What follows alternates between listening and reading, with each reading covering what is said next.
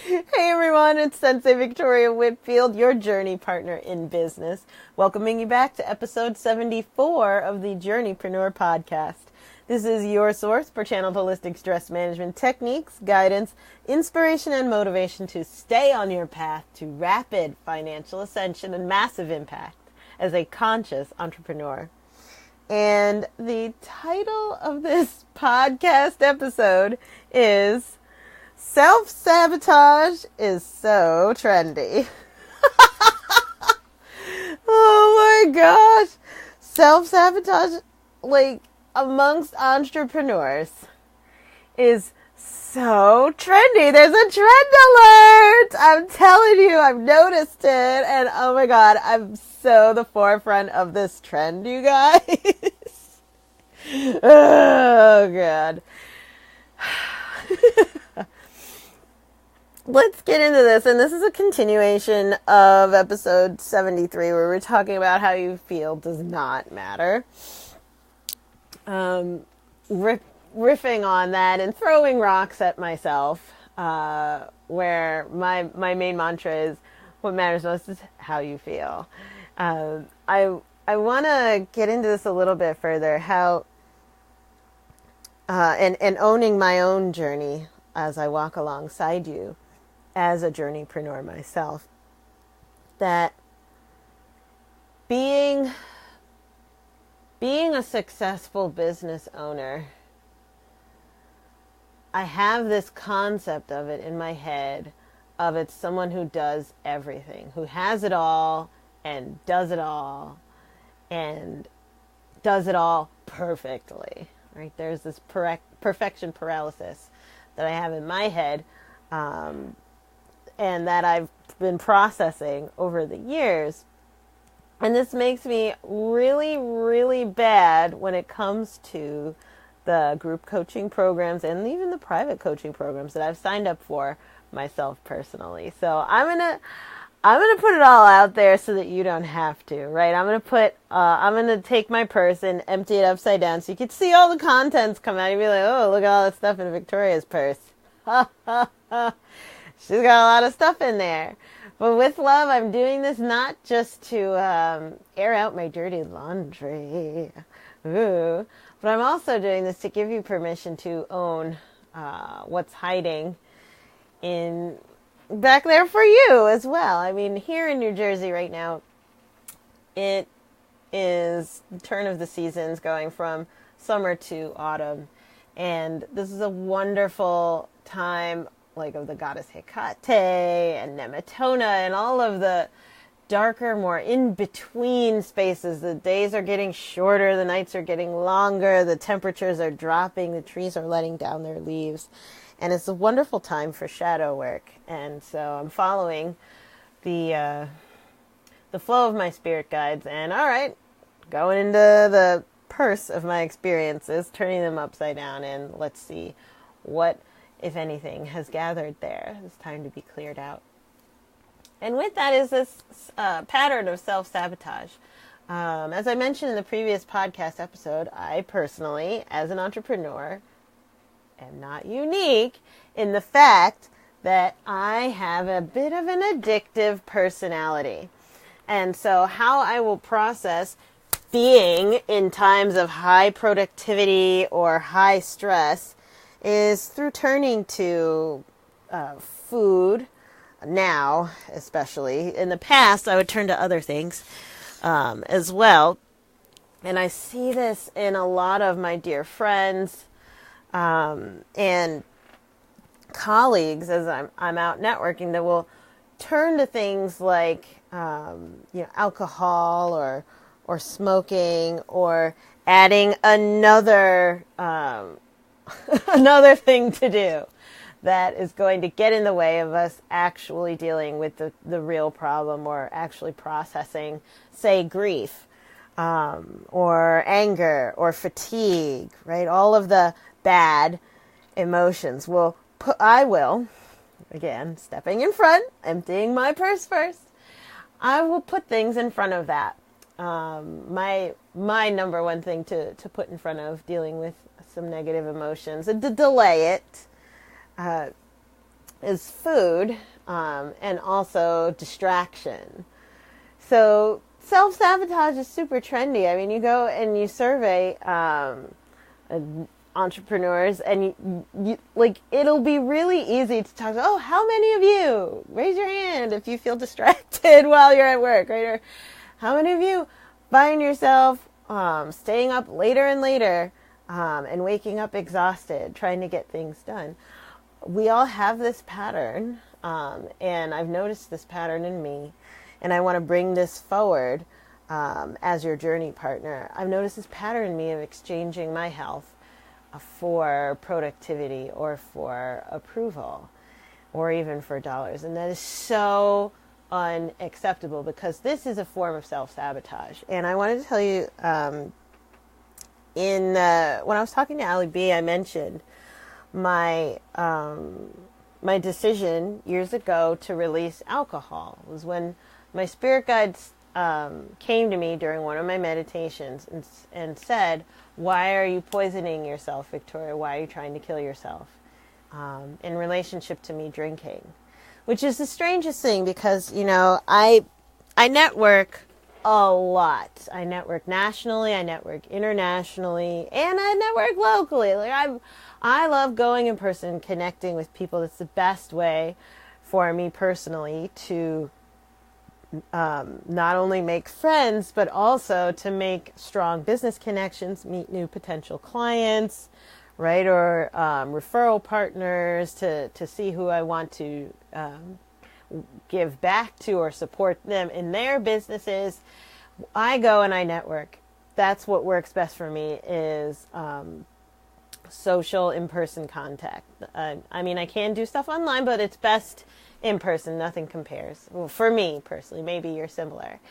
And a lot of times when I go to networking events, there's this thing of, all right, you know, let's get some social lubrication going, right? It's standard operating procedure to get the alcohol and then the inflammatory foods out. To really, get everyone into the mood to talk to one another. And when I say what matters most is how you feel, in this instance, how you are feeling by eating inflammatory food, I'll put it on me again, how I'm feeling when I eat inflammatory foods or when I drink alcoholic beverages. So I feel numbed and I feel stuffed, as if I'm putting on an armor against intimacy and against social contact, like really connecting. And I'm putting on an armor against vulnerability, I'm putting on an armor against possible rejection. I'm putting on an armor against my own anxiety or stress with the situation, or putting on an armor against my own fatigue by ingesting these materials, right? So there's this internal built-in armor that I am able to develop, and I've noticed how effective it is. I remember when I used to smoke, I would refer to it as like the emotional toilet flush. It was so good. I'd take a few smokes for my cigarette, and then all of a sudden, woo, didn't feel a thing. And that is so important to notice. If I just keep doing that as a form of self-medication, it really started negatively affecting my health. I would have asthma. My asthma would be worse. I would be really mucusy. I'd have trouble falling asleep. There's my body, my skin would carry the smell, right, of the nicotine from the cigarettes. Like all of my health and well-being was being affected. What was the reason at the time that I was smoking, for example, if I think back to that, was to cope with being in an extremely, extremely toxic work environment. It's back when I used to work in medical. And my boss at the time, she would literally scream at the top of her lungs and just kind of terrorize people in the office in order to get them to comply with what she needed. She had to scream in order to feel heard.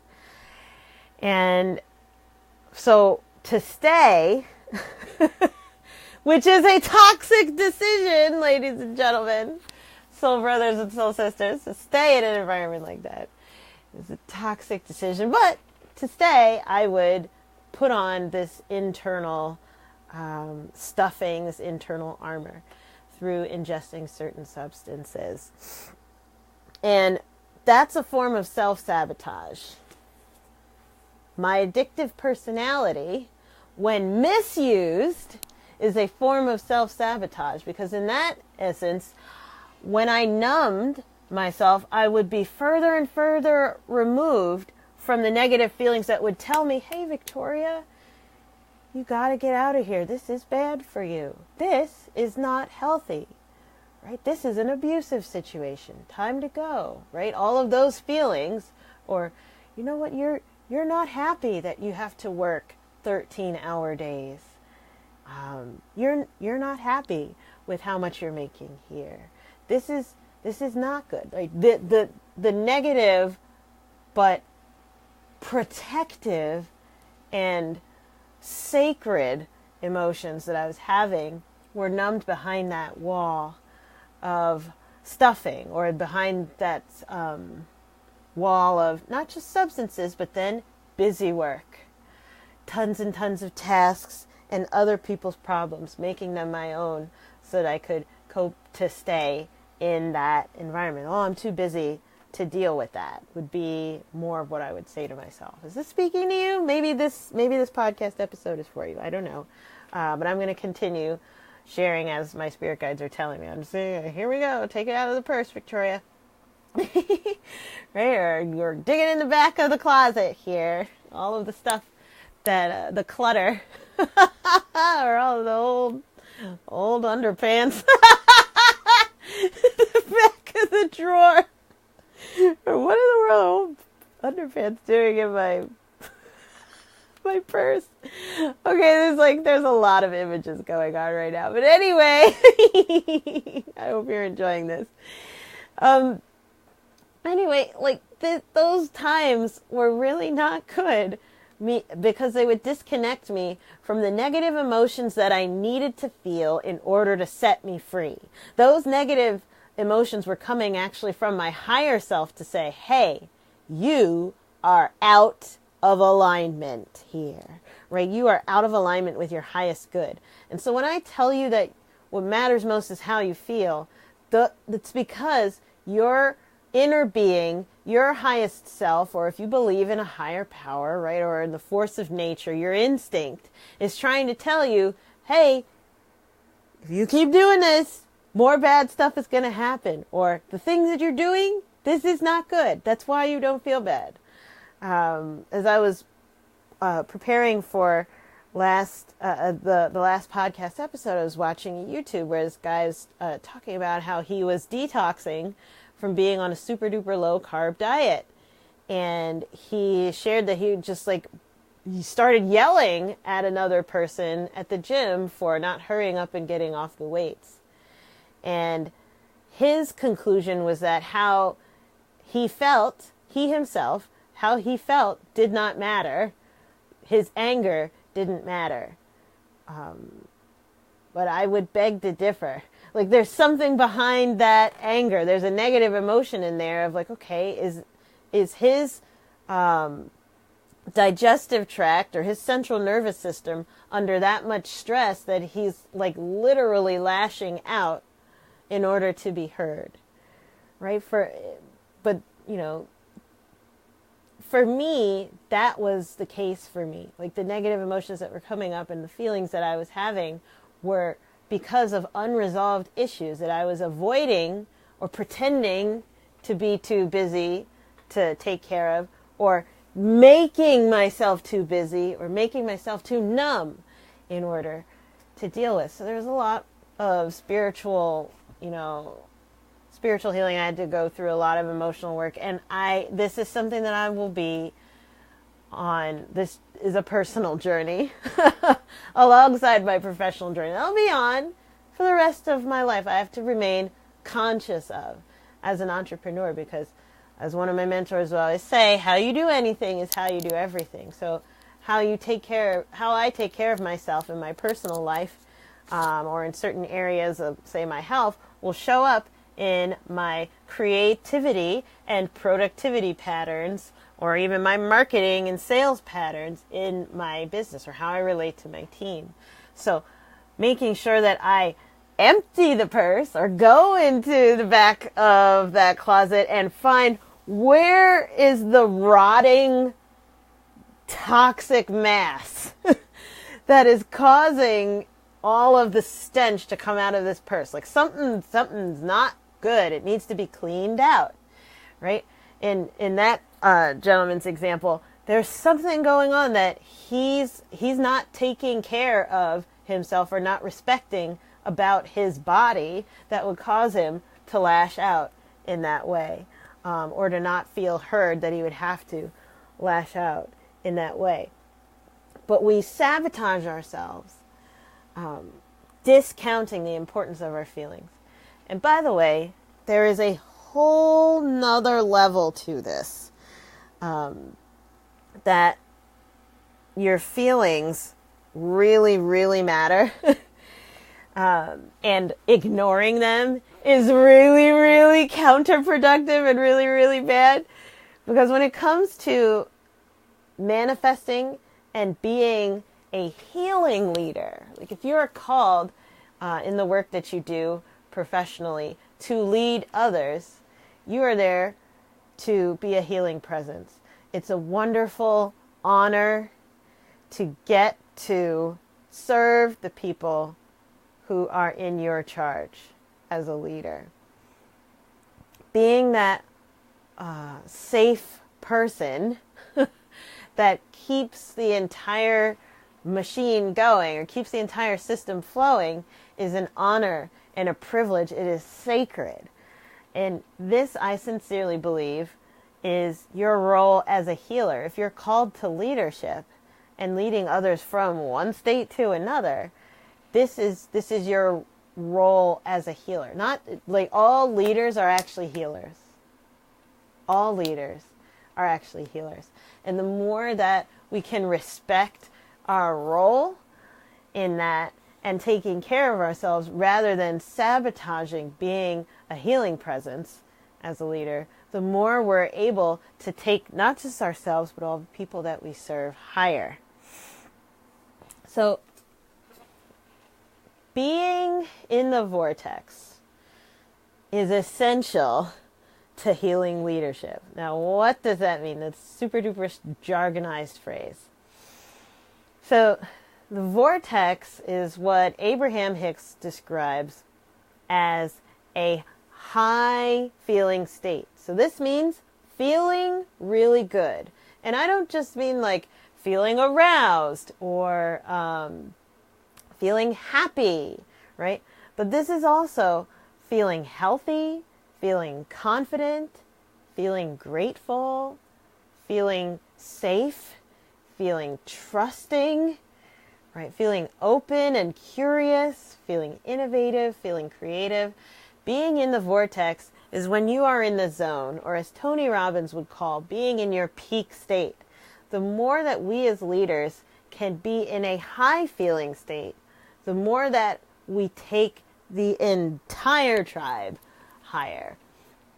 But we'll sabotage ourselves. It's super duper trendy to sabotage this high feeling state of like, oh, you're being too much, or oh, you shouldn't be too happy, or you know what, you ought to second guess yourself around that, or oh, don't get too excited about what's coming up, right? Or dial that in, reel that in. You know, other people are watching. You might make them feel bad if you're too happy about what's going on. Or don't brag. You shouldn't be braggadocious. Stay humble, right? Or be quiet, like just put your head down and do your work.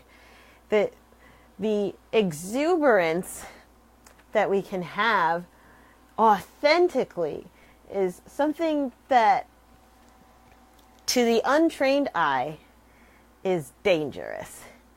To the untrained eye and the untrained hand, it's even an unstable state, being very happy or being positive or in positive expectation. But when we're talking about the law of attraction and manifesting more abundance and more impact through the work that you do as a conscious entrepreneur, your high feeling state, your positive feelings are what attract those new clients or those partnerships that you're looking to create, or the people in order for you to serve. Your high feeling state attracts that. Unless you're looking for more crappy experiences, because the crappier you feel, the more crappy feeling people and experiences will be attracted to you. But there's this social pattern that I've noticed personally, especially when I go out networking in environments that we're not having conscious, and I mean energetically conscious, spiritually conscious, holistically conscious conversations.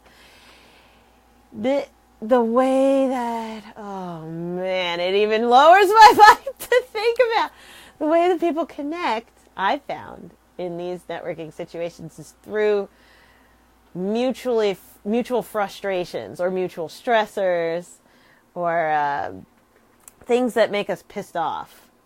Let's say it's like, oh yeah, does that bother you? Oh yeah, that was bothering me too. Did you see that in the news the other day? Oh man, that was awful. Really, that happened? Oh man, and you know what? I heard da da da da.